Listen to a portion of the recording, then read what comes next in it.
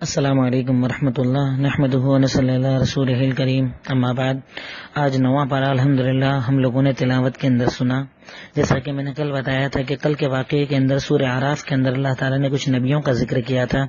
آج بھی وہی سلسلہ سورہ اعراف میں اس کے آگے والا ہمارے سامنے پڑھا گیا، جس میں اللہ تعالیٰ نے حضرت شعیب کے واقعے سے یعنی کل جیسے شروع ہو چکا تھا اس کا کچھ حصہ پہلے پیج کے اوپر ہے۔ اس کے بعد اللہ رب العالمین اس صورت کے اندر خاص طور پر حضرت موسیٰ علیہ السلام کا واقعہ تفصیل کے ساتھ ذکر کرتا ہے۔ پہلے حضرت شعیب کی قوم کی بربادی کا اللہ تعالیٰ نے ذکر کیا، اس کے بعد اللہ رب العالمین نے حضرت موسیٰ علیہ السلام کا ذکر کرنے کے پہلے ایک بات ارشاد فرمائی، وَلَوْ أَنَّ أَهْلَ الْقُرَىٰ، آیت نمبر 96 سورہ اعراف، ارشاد فرمایا وَلَوْ أَنَّ أَهْلَ الْقُرَىٰ آمَنُوا وَاتَّقَوْا لَفَتَحْنَا عَلَيْهِمْ بَرَكَاتٍ مِّنَ السَّمَاءِ وَالْأَرْضِ وَلَٰكِن كَذَّبُوا فَأَخَذْنَاهُمْ بِمَا كَانُوا يَكْسِبُونَ۔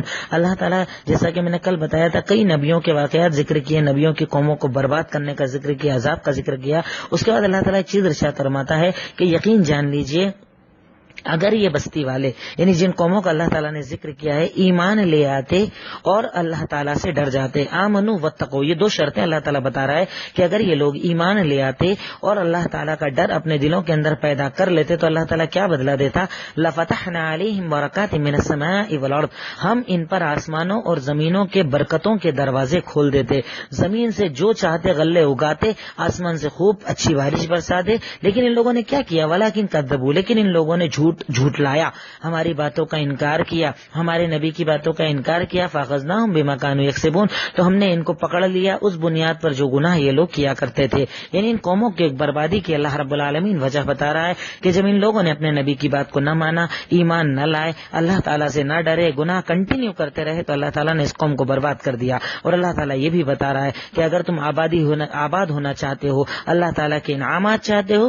تو تقوی اختیار کرو۔ اس کے آگے اللہ تعالیٰ ہمیں ارشاد فرما رہا ہے، ہمیں ڈرا رہا ہے، افامن اہل القریٰ یأتیہم بأسنا بیاتا وہم نائمون، کیا یہ بستی والے اس بات سے بالکل نڈر ہو گئے ہیں کہ وہ اللہ تعالیٰ کا عذاب ان کے پاس رات میں اس عالم میں آئے جب وہ سوئے ہوئے ہوں اور اللہ کا عذاب آ جائے، کیا ڈر نہیں لگتا؟ افامن اہل القریٰ یأتیہم بأسنا ضحی وہم یلعبون، کیا یہ بستی والے اس بات سے نہیں ڈرتے کہ اللہ کا عذاب ان کے پاس دن میں آئے جبکہ وہ کھیل کود کر رہے ہوں؟ افامین مکر اللہ، کیا یہ لوگ اللہ تعالیٰ کے عذاب سے بالکل نڈر ہو گئے ہیں؟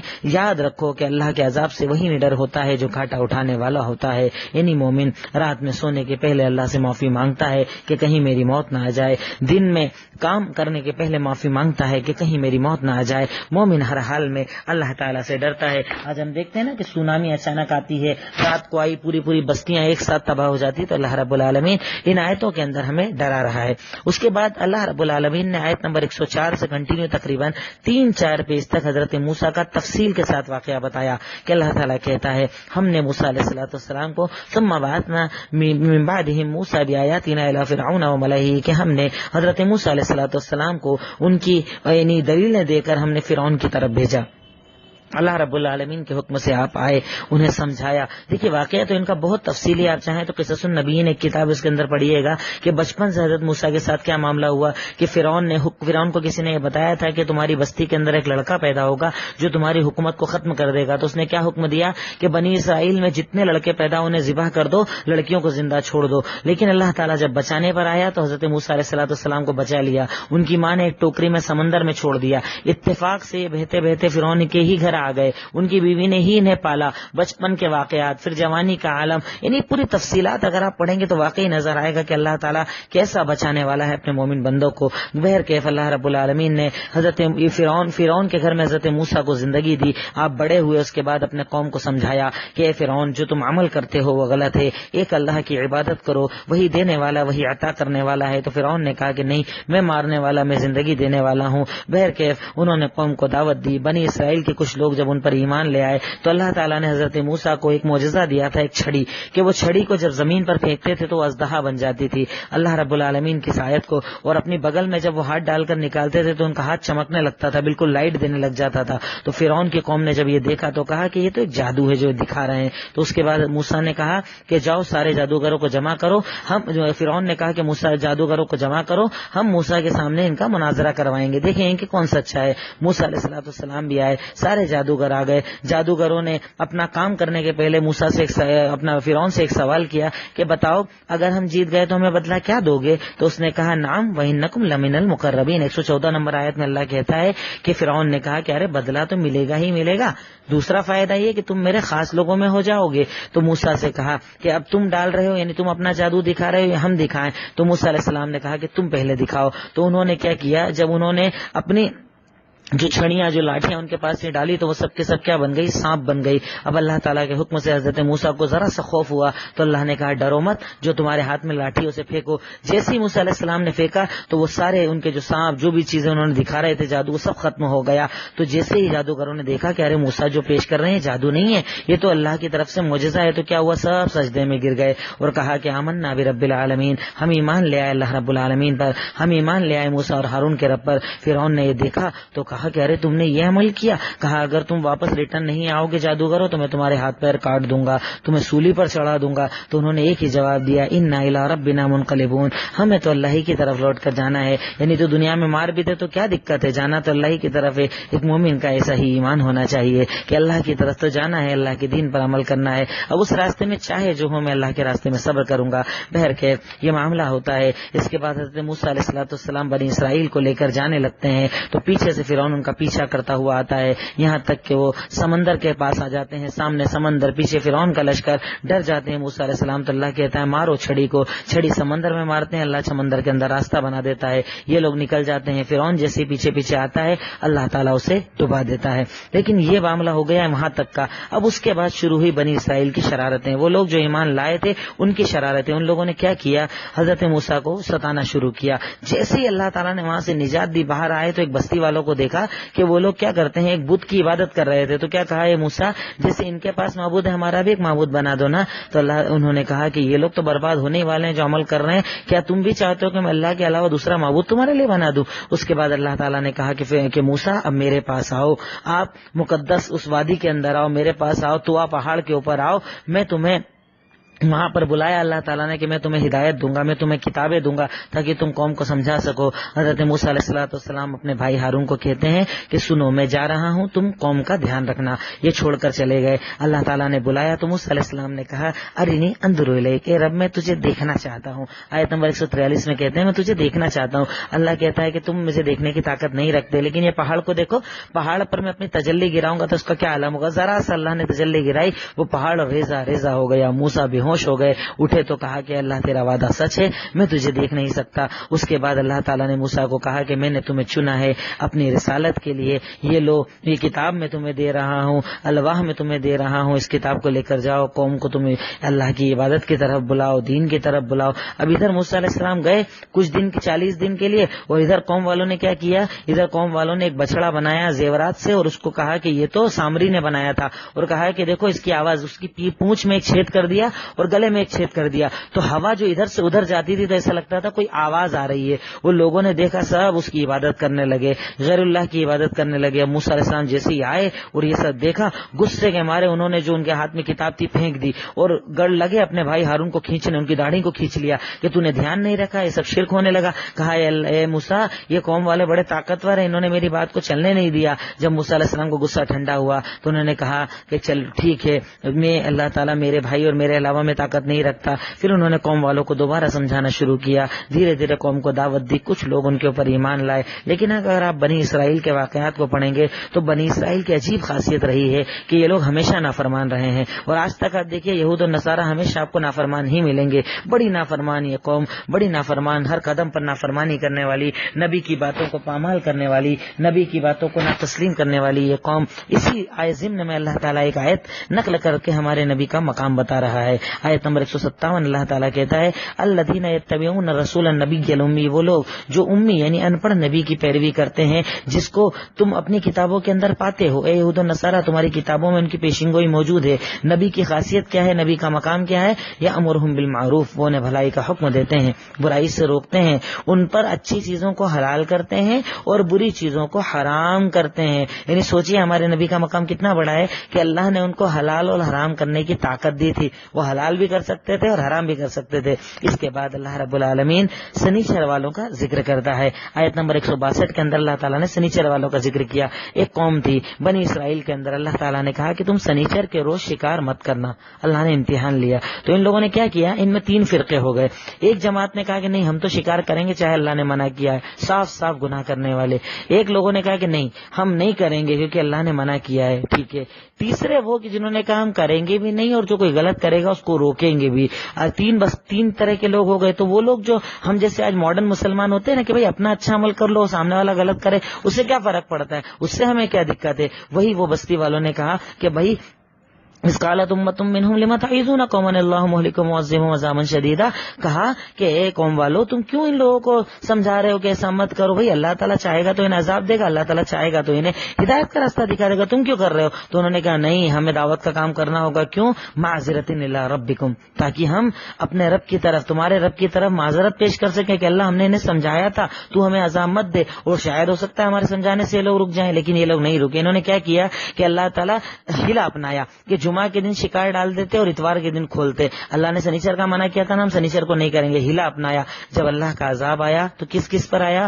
وہ لوگ جو گناہ کرتے تھے ان پر تو آیا ہی آیا, ان پر بھی آیا جو نہیں کرتے تھے پر روکتے نہیں تھے. ہم جیسے مسلمان, ماڈرن مسلمان جو گناہوں سے روکنے میں ڈرتے ہیں, غلطیوں سے روکنے میں ڈرتے ہیں, شرک و بدعت سے روکنے میں ڈرتے ہیں, بلکہ ایک مومن کی شان یہ ہے کہ وہ ہمیشہ حلال کا حکم دے, حلال کی طرف لوگوں کو بلائے, برائیوں سے روکے. اس کے بعد اللہ تعالیٰ نے پھر کچھ بنی اسرائیل کا ذکر کیا, ان کے کچھ معاملات بتائے, ان کے کچھ واقعات بتائے اور ان پر آنے والے کچھ عذابوں کا ذکر کیا کہ وہ کیسے کیسے سوال کرتے, جیسا کہ اللہ کے نبی سے بھی سوال کرتے تھے کہ بتاؤ قیامت کب آئے گی. تو آپ نے کہا بھائی قیامت کا علم اللہ کے پاس. آیت نمبر 187 کے اندر یہاں تک کہ آپ نے ارشاد فرمایا آیت نمبر 188 کے اندر کل لا املک لنفسی نفعا ولا ضرا, اللہ سنو لوگوں میں تو خود اپنے نفس کے لیے نفع نقصان کا مالک نہیں ہوں مگر جو اللہ چاہے. ولو کنت عالم الغیب, اگر میں غیب کا جاننے والا ہوتا تو میں خوب بھلائی کے کام کرتا اور مجھے کبھی کوئی تکلیف نہیں آتی. لیکن سنو ان انا الا نذیر و بشیر, یقیناً میں تو صرف ڈرانے والا اور خوشخبری دینے والا ہوں. لقوم یؤمنون,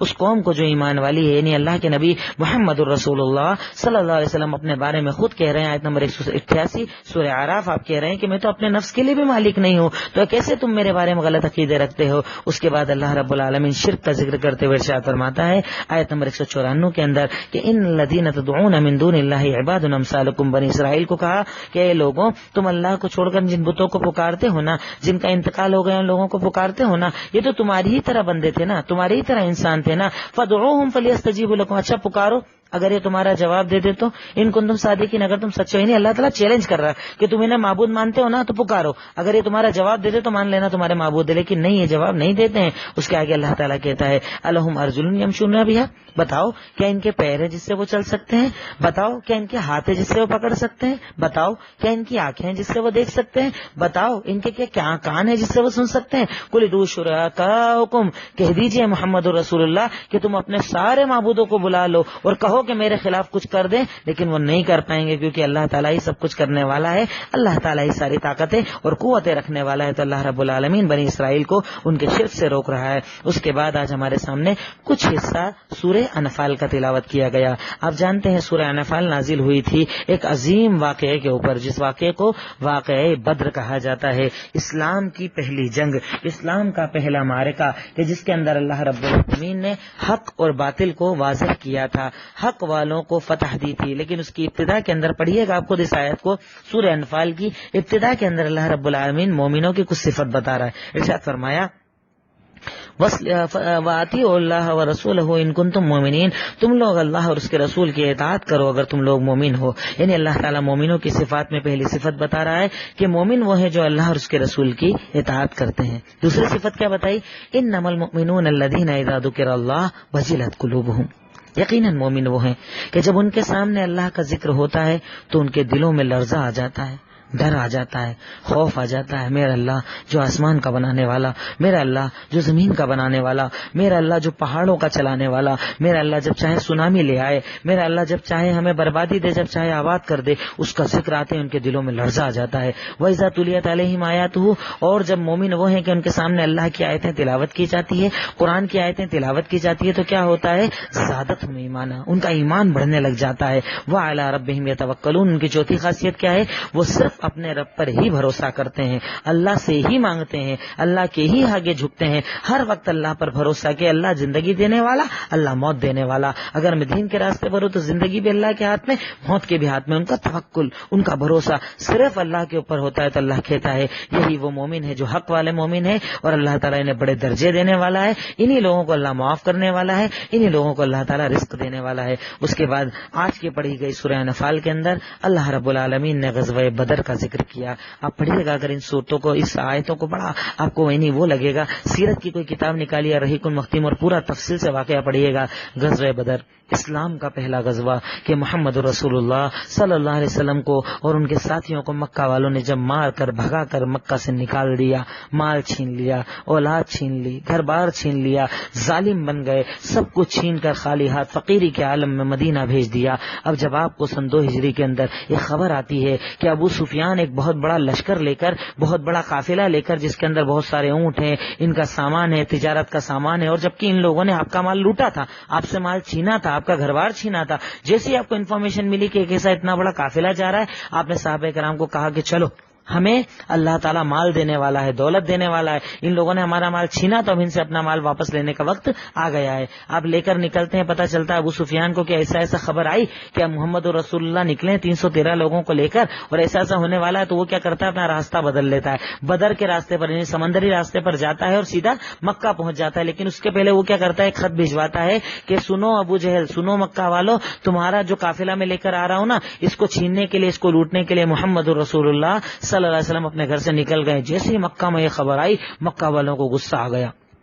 1000 کی تعداد، اونٹ، جانور، اسلحے، ہتھیار سب لے کر یہ لوگ نکلے کہ ان کی اتنی ہمت ہو گئی، آج ہم سب کو ختم کر کے آئیں گے، سب کو مار کر آئیں گے، کچھ گھنٹوں کے اندر جائیں گے اور سب کو ختم کر دیں گے۔ لیکن اللہ رب العالمین نے اسی لیے اس معرکے کو معرکہ بدر کہا۔ اللہ کے نبی لڑنے گئے نہیں تھے، اچانک جنگ پیش آ گئی تھی۔ اب اللہ کے نبی کو جب اطلاع ملی کہ ابو جہل نکل چکا ہے اور بدر کے میدان پر وہ آ چکا ہے اور آپ لوگ بھی اس طرف پہنچ چکے تھے، اب جب آمنا سامنا ہو چکا ہے تو پیٹھ نہیں بھی دکھائی جا سکتی، اب ان سے قتال کرنا پڑے گا۔ قتال کرنے کے لیے اس راستے کے اگر آپ واقعات کو پڑھیں گے، اللہ کی قسم آپ کی آنکھوں میں آنسو آ جائیں گے۔ کیا حالات تھے مسلمانوں کے، اونٹ 70 ہیں، ذرا سے گھوڑے ہیں، ایک ایک اونٹ پر 3 لوگوں کی باری لگائی جا رہی ہے کہ 3 لوگ سواری کریں گے سفر کرنے کے لیے۔ اللہ ہمارے نبی پر قربان جائیے، کیا ذات عالیہ تھی آپ کی کہ جب باریاں لگ رہی تھی تو پتہ ہے آپ نے کیا کہا کہ میری بھی باری لگاؤ۔ اللہ اکبر، صحابہ کرام جو آپ سے اتنی محبت کرتے تھے، کہا آپ کی باری نہیں لگے گی، آپ اکیلے سواری کریں گے، نہیں، کہا میری بھی باری لگاؤ۔ اب باری تو لگ گئی، حضرت علی بن ابی طالب، ابو لبابہ اور آپ سلم کو ایک اونٹ پر باری لگ گئی۔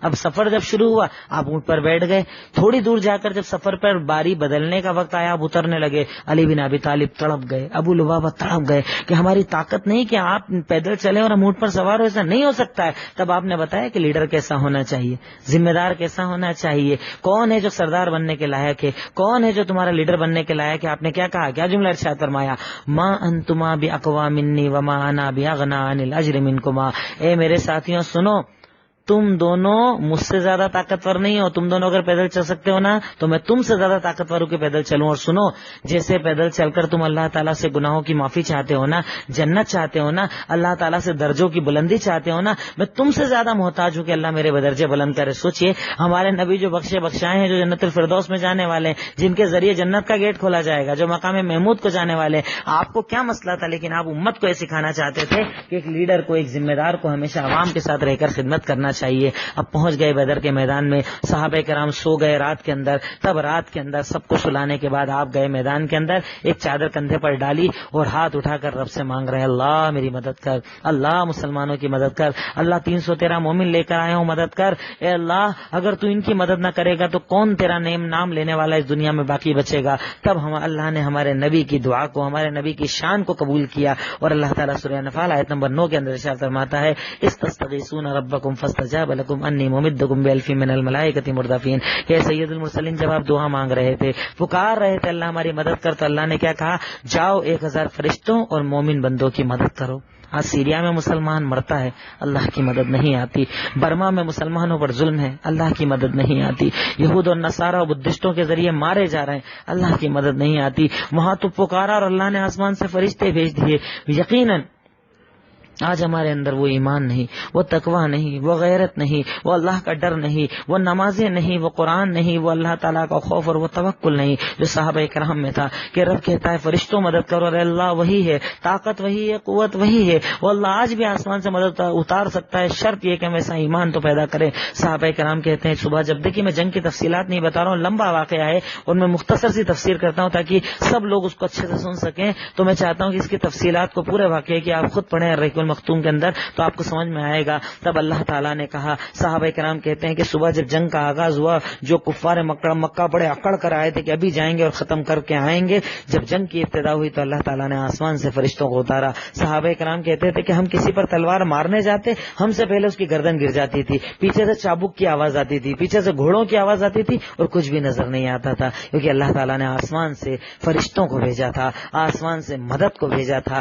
واللہ اکبر، کیا ایمان تھا، کیا اللہ رب العالمین نے طاقت دی تھی، اور وہی وہ معرکہ جس کو اللہ رب العالمین نے یوم الفرقان کہا کہ یہ وہ دن ہے جس دن حق اور باطل الگ الگ ہو گیا۔ وہ کفار مکہ جو اکڑتے ہوئے آئے تھے، ابو جہل کو وہیں پر قتل کیا گیا، سب کو آپ نے اٹھا کر کنویں کے اندر ڈال دیا۔ اس دن اللہ تعالیٰ نے اپنی قدرت کو دکھایا، اپنی طاقت کو دکھایا۔ بڑا عظیم واقعہ جو اس رمضان کے مہینے میں 17 رمضان المبارک سن 2 ہجری کے اندر ہی پیش آیا تھا۔ اللہ تعالیٰ نے اس سورت کے اندر کئی احکامات کو بیان کیا اور اس واقعے کو بیان کیا۔ حضرت موسیٰ کی کچھ تفصیلات میں نے آپ کے سامنے رکھی اور مومنوں کی کچھ صفات کو اللہ رب العالمین نے آج کے اس درس کے اندر میں نے رکھا۔ اللہ تعالیٰ سے دعا ہے اللہ تعالیٰ ہم تمام کو عمل کرنے کی توفیق عطا فرما، آمین۔ السلام